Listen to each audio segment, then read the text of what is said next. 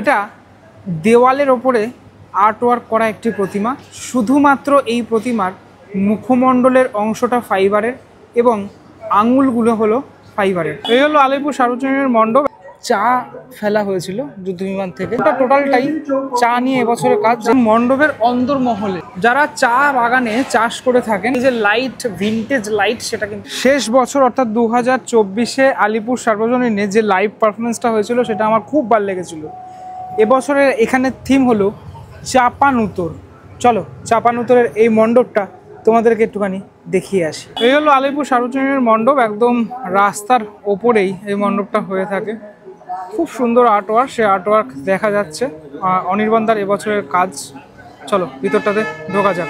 ঢোকার আগে দেখিয়ে দিই, সর্বসাধারণের জন্য এন্ট্রি হচ্ছে 25শে সেপ্টেম্বর থেকে। তোমরা যদি আসো তাহলে 25 তারিখ থেকে চলে আসতে পারো এই মণ্ডপে। মণ্ডপের প্রবেশের শুরুতেই তোমাদের চোখে পড়বে এক বিরাট আকার যুদ্ধ বিমান। সে যুদ্ধ বিমান, এখানে পুরো স্টোরিটা লেখা রয়েছে। আমি জাস্ট একটুখানি বলে দিই, 1941 সাল, সে 41 সালের ঘটনা। কিন্তু এই যুদ্ধ বিমান থেকে কিন্তু কোনো বোম অর্থাৎ বোমা সেটা নিক্ষেপ করা হয়নি। চা ফেলা হয়েছিল যুদ্ধ বিমান থেকে। সেই টোটাল কাহিনীটা এখানে লেখা রয়েছে। যখন তোমরা আসবে এই পুরো অংশটা পড়বে তাহলে বুঝতে পারবে। চলে আসে পরবর্তী পার্টে। এখানে বিভিন্ন চায়ের যে কোম্পানিগুলো সেগুলো দেখানো হয়েছে, যে তাজমহল থেকে শুরু করে আরও অনেক বিখ্যাত চায়ের অ্যাড, সেটা কিন্তু এখানে ফুটিয়ে তোলা হয়েছে। এই পার্টটা এরকম বিজ্ঞাপনের অংশটা পুরোপুরি ফুটিয়ে তোলা হয়েছে। পুরোটা টোটালটাই চা নিয়ে এবছরের কাজ, যেহেতু থিমের নাম চাপানুতর। এখানে দেখা যাচ্ছে একজন চা বিক্রেতা। কলকাতায় তো হামেশাই দেখা যায়, শুধু কলকাতা কেন বলবো, বিভিন্ন রাজ্যেই দেখতে পাওয়া যায়। সারা ভারতবর্ষের মধ্যে চা এমন একটা জিনিস না, যেটা বাঙালির প্রিয় জিনিস। একদম সকালবেলা উঠে চা চাই। এই চায়ের বিভিন্ন যে ছবি সেটা ফুটে উঠেছে এখানে। খুব রিসেন্ট এই ঘটনাটা আমরা জানি, যে জনি চাওয়ালা, ঠিক আছে, সেই ছবিটাও এখানে ফুটিয়ে তোলা হয়েছে। কিন্তু এই টোটাল অংশগুলোতে চিত্তবাবুর দোকান, ঠিক আছে, খুব নামকরা দোকান। দেখো ফালতু টি, এরকম পুরো পার্টটাতে চায়ের বিভিন্ন অংশগুলো ফুটিয়ে তোলা হয়েছে। এখানে অনেক চায়ের ছবি সেগুলো রয়েছে। খুব বিখ্যাত একটি দোকান, শতাব্দীর পথে নিউ বসন্ত কেবিন, সেটাও রয়েছে, সেই দেখানো হয়েছে এখানে। ঢুকে যাবো ভিতরের যে পার্টটা সেখানে। চায়ের সৃষ্টির একদম শুরুতে চলে যাব আমরা এখানে। চা শুরুতে এই ধরনের যে পট, সেই পটে ব্যবহার করা হতো। আমাদের এখানে তো আমরা কাপে চা খাই, কিন্তু এরকম বিরাট বড় বড় যে পট, সেই পটে আগে চা মজুত করা হতো। আর যে যে দেশগুলোতে চা বিখ্যাত তাদের যে ম্যাপ সেটা রয়েছে, চা কোথা থেকে শুরু, সে বিষয়গুলো ফুটিয়ে তোলা হয়েছে। দেখো এই পুরো অংশটাতে তোমরা সেগুলো দেখতে পারবে। দেখো জাপান টি, ঠিক আছে, পুরো যেহেতু চা নিয়ে, চা সংক্রান্ত কাজ, তাই চায়ের ইতিহাস আমরা জানতে পারবো এখানে আসলে। চায়ে পে চর্চা আমরা তো অনেক শুনেছি। চায়ের দোকানে রাজনৈতিক আড্ডা, আজকে তৃণমূল এই করলো, আজকে বামফ্রন্ট ওই করলো, আজকে বিজেপি ওই করলো, এসব আলোচনা আমরা চায়ের দোকানেই করে থাকি। সেটাই পুরোটা এখানে ছবির মাধ্যমে তুলে ধরা। চলে আসলাম মণ্ডপের অন্দরমহলে। অন্দরমহলে একদম মাঝের চিত্রটা, মাঝ থেকে দেখতে অপূর্ব সুন্দর লাগছে। এখান থেকে দেখতে তুমি যদি দেখো টোটাল মণ্ডপটা, আমি ভিতরটাতে ধীরে ধীরে ঢুকবো, কিন্তু এখানের যে অংশটা সেটা তোমাদেরকে দেখাচ্ছি। কি সুন্দরভাবে কিন্তু পুরো আলিপুর সার্বজনীনের এবছরের মণ্ডপের ভিতরের অংশটা ফুটিয়ে তোলা হয়েছে। এবং এই স্তম্ভের মতো অংশগুলোর মধ্যেও চা সংক্রান্ত বিভিন্ন আর্টওয়ার্ক সেটা করা হয়েছে। তুমি দেখো সামনে, দেখো একজন চাওয়ালা, তিনি কিন্তু চা তুলছেন, বা নারী পুরুষ নির্বিশেষে যেহেতু তারা চায়ের চাষ করে থাকেন, সেই বিষয়গুলো এখানে দেখানোর চেষ্টা করা হয়েছে। দেশনায়ক নেতাজি সুভাষচন্দ্র বসু, বিভিন্ন মিটিংয়ে যে আলোচনাগুলো হতো, সেই আলোচনা চলছে, চায়ের টেবিলে সে আলোচনা করা হচ্ছে। যে কোনো জিনিস সেটা চা চক্রের মাধ্যমেই চলে, সে বিষয়টা দেখানোর চেষ্টা করেছে এখানে। শুধুমাত্র নেতাজি সুভাষচন্দ্র নয়, আরও বিভিন্ন এই পার্টটাতে বিভিন্ন মনি ঋষিদের দেখানো হয়েছে। সেটা রবীন্দ্রনাথ ঠাকুরই হোক না কেন, বা মহাত্মা গান্ধী হোক না কেন। যারা চা বাগানে চাষ করে থাকেন, এরকম একটি আইডল, বিশাল বড় আইডল, সেই আইডলটা এখানে পুরোপুরি বানানো হয়েছে, এবং এটা কিন্তু কোনো রং করা হয়নি, পুরো মাটির এরকমভাবেই রয়েছে।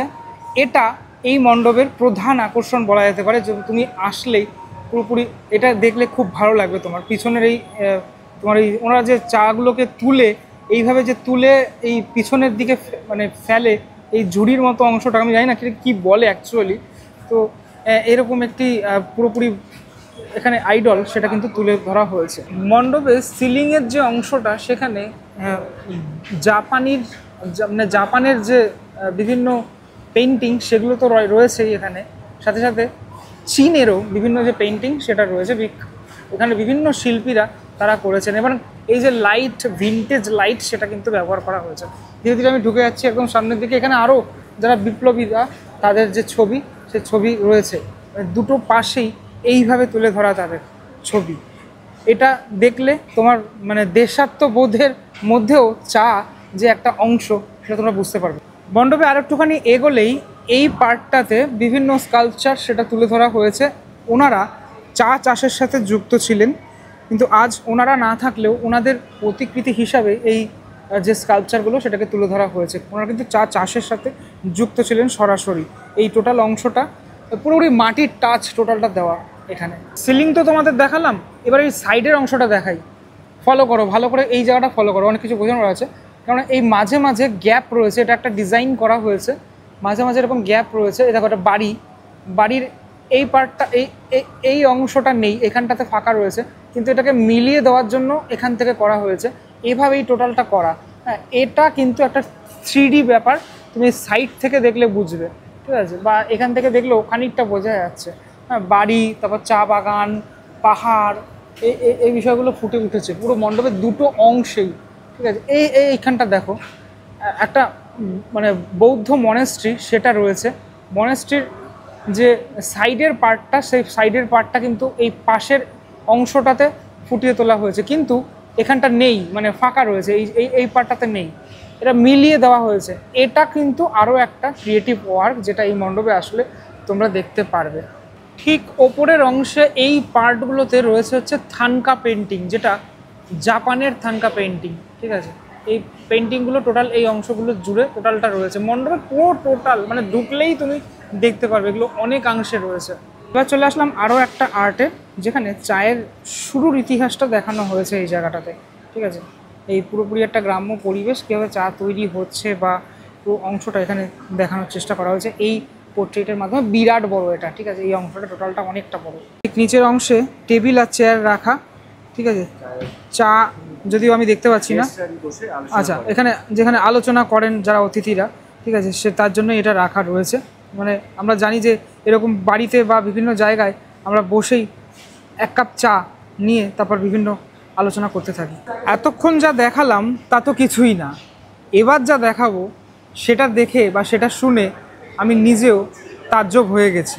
তার কারণ এবছর এই আলিপুর সার্বজনীনের প্রতিমা একদম অন্যরকম ভিন্ন স্বাদের প্রতিমা তোমরা পাবে দেখতে।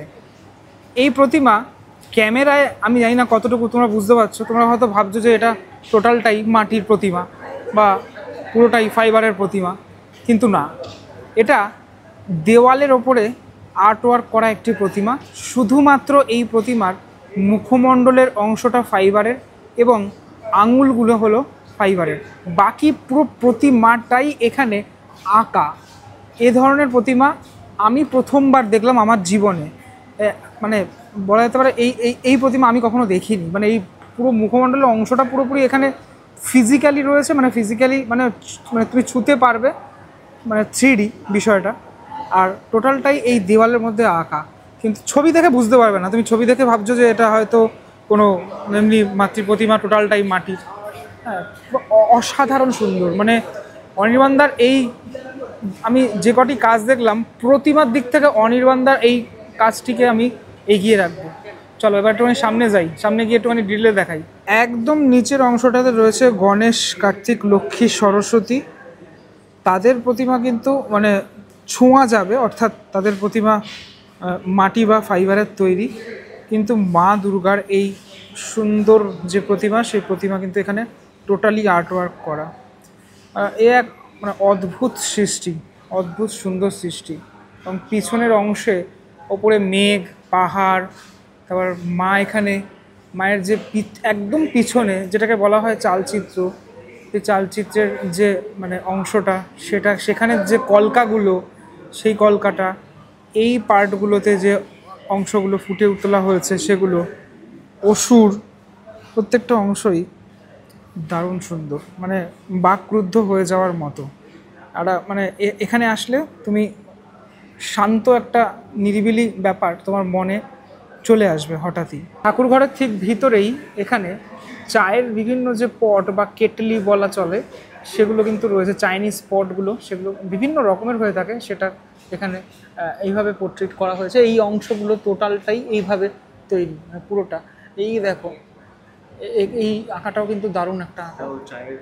এই সম্রাট প্রথম চা পান করেছিলেন তার যে ছবি, এটা এখানে ফুটিয়ে তোলা হয়েছে। এবং এখানে লাইটটাও খুব সুন্দর, মানে একটা ওয়ার্ম ব্যাপার স্যাপার সেটা রয়েছে। দেখো সিলিংটা, দেখো সিলিংয়েও পুরোপুরি পট রয়েছে। তুমি চারিদিকে, এই মণ্ডপের চারিদিকে চা সম্পর্কিত বিভিন্ন জিনিস সেটা কিন্তু ফুটিয়ে তোলা, একটা দারুণ দৃষ্টিনন্দন পরিবেশ মণ্ডপের ভিতরে তোমরা দেখতে পারবে। গৌতম বুদ্ধের সাথে চায়ের সম্পর্ক, সেটা তোমরা এখানে আসলে, এই যে এখানে এটা পড়লেই তোমরা বুঝতে পারবে। আমি আর পড়লাম না, কিছু জিনিস এসে দেখো। ডাক টিকিটের বিশ্ব, ঠিক আছে, মানে ডাক টিকিটে চায়ের যে ব্যাপারটা সেটা কিন্তু এখানে তুলে ধরা। প্রত্যেকটা অংশে মানে ডাবল মিনিং সেটা কিন্তু রয়েছে। আমাদের বলিউড থেকে টলিউডের বিভিন্ন বিখ্যাত যারা অভিনেতা তারা এখানে রয়েছেন, তারা চা খাচ্ছেন। উৎপল দত্ত, মহানায়ক উত্তম কুমার, অমিতাভ বচ্চন, সকলকে দেখতে পাচ্ছি আমি।